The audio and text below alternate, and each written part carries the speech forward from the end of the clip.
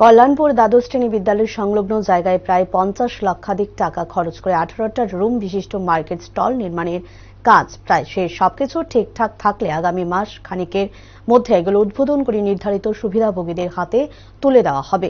এদিন সংশ্লিষ্ট মার্কেট স্টলগুলোর ব্যাপারে খোঁজখবর নিতে পরিদর্শনে যান বিধায়ক পিনাকি দাস চৌধুরী। পরে সংবাদ মাধ্যমের মুখোমুখি হয়ে বিধায়ক বলেন, 18 জন বেকারকে স্বনির্ভর করার লক্ষ্যমাত্রা নিয়ে বেকার স্টল নির্মাণের কাজ প্রায় শেষ।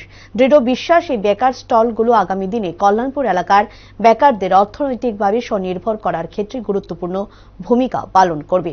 তাছাড়া যেভাবে এই সময়ের মধ্যে রাজ্য সরকার কল্যাণপুরের আর্থ সামাজিক ব্যবস্থার মান উন্নয়নে একের পর এক সিদ্ধান্ত গ্রহণ করে বাস্তবায়ন করে চলছেন, তার জন্য রাজ্য সরকার তথা মুখ্যমন্ত্রীকে অভিনন্দন জ্ঞাপন করে।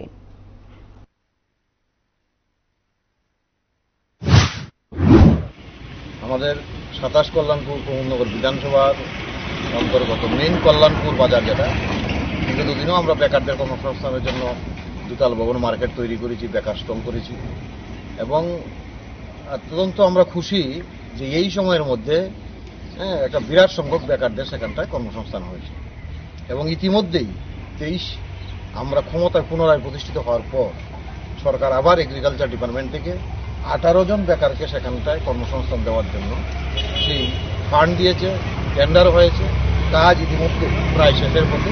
প্রায় 18টা বেকার স্টল, বাজেটটা ছিল আমাদের, টেন্ডার হয়েছিল 48 লক্ষ টাকা। ইতিমধ্যেই প্রায় কাজ শেষের পথে। আমি এজেন্সির সঙ্গে কথা বলেছি, আমরা আশা করছি মাসখানেকের মধ্যে সেই স্টলটা উদ্বোধন হবে। এতে করে আরও কিছু সংখ্যক বেকারের কর্মসংস্থান হবে এবং আমাদের নদীর পূর্ব প্রান্তের মানুষ যারা রয়েছে, অটো দিয়ে কল্যাণপুর আসে, এই জায়গাটা একটা স্ট্যান্ডের মতো পরিণত নেবে এবং আগামী দিন যারা অটো ব্যবসার সঙ্গে যুক্ত সবাই লাভবান হবে। আসলে মূল বক্তব্য হচ্ছে কল্যাণপুরকে চেষ্টা করছি আমরা সুন্দরভাবে সাজিয়ে তোলা এবং অনেকটা কল্যাণপুর আজকে পাল্টে গেছে এবং উন্নয়নের যে একটা ছোঁয়া, সেটা কল্যাণপুরের মানুষ আজকে আমরা সবাই বুঝতে পারছি এবং তার জন্য আমি আমার সরকার এবং রাজ্যের মুখ্যমন্ত্রীকে ধন্যবাদ জানাই।